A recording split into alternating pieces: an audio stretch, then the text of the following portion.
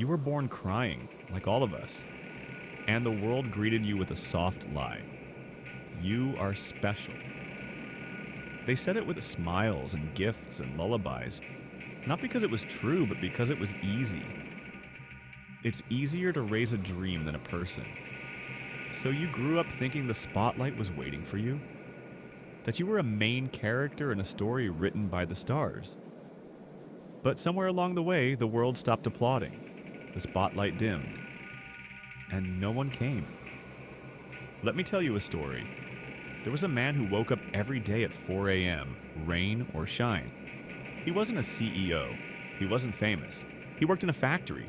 Gray walls, louder machines, no windows. Every day, he punched in, did the same mind-numbing task.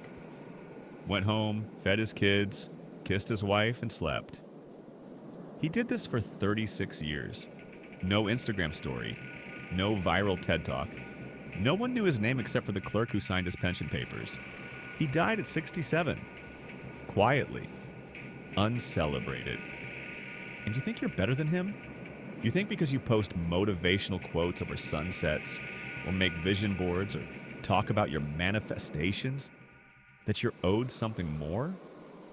You're not. And here's the haunting truth. Most people die ordinary, not because they failed, but because they never needed to be more than that. You are not entitled to impact. You are not born with significance. You earn it, or you don't. Look around. You see people drowning in their own narratives, desperate to matter, obsessed with being seen, craving validation from strangers who scroll past their souls in seconds. You've been programmed to believe that being ordinary is a curse, that if you're not exceptional, you're nothing. But let me ask you this. Why are you so afraid to be ordinary? Is it because you think it means invisible? Is it because you think it means failure? Let me tell you something most won't dare say out loud. You are not the exception. You are the rule.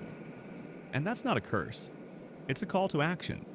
Because if no one is coming to save you, if you're not chosen, if you're not destined, then it's all on you. Which means you have control. You are the author. You are the architect. And the moment you let go of the fantasy of being born great, you give yourself permission to become great. Because being not special means the pressure is off. You don't owe the world greatness. You only owe it your honesty, your effort, your grind. The myth of specialness is a cage. It keeps you frozen, afraid to fail, afraid to try, afraid to look ordinary while you become something real. You want to know what's truly rare? Discipline, consistency, self-awareness. These are things no one is born with. They're forged in silence, in pain, in loneliness. And maybe that's the part they never told you. Maybe they didn't want you to know that the people who make it aren't special either. They're just the ones who kept going while everyone else waited to be discovered. You were never supposed to be saved. You were never supposed to be understood by everyone.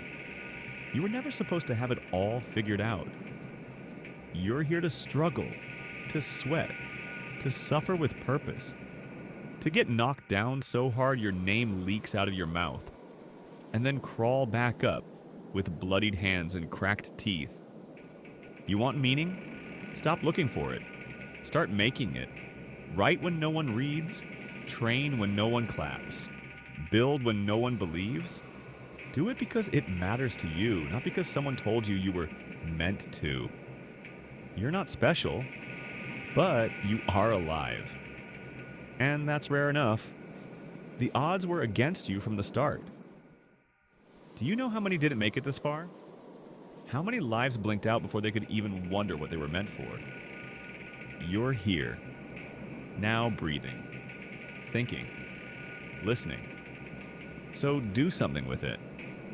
Make the ordinary sacred. Make the mundane unforgettable. Not for praise, not for fame, but because this is your one shot. You don't need to change the world. You just need to stop wasting your place in it. Let go of the fantasy and grab the damn hammer.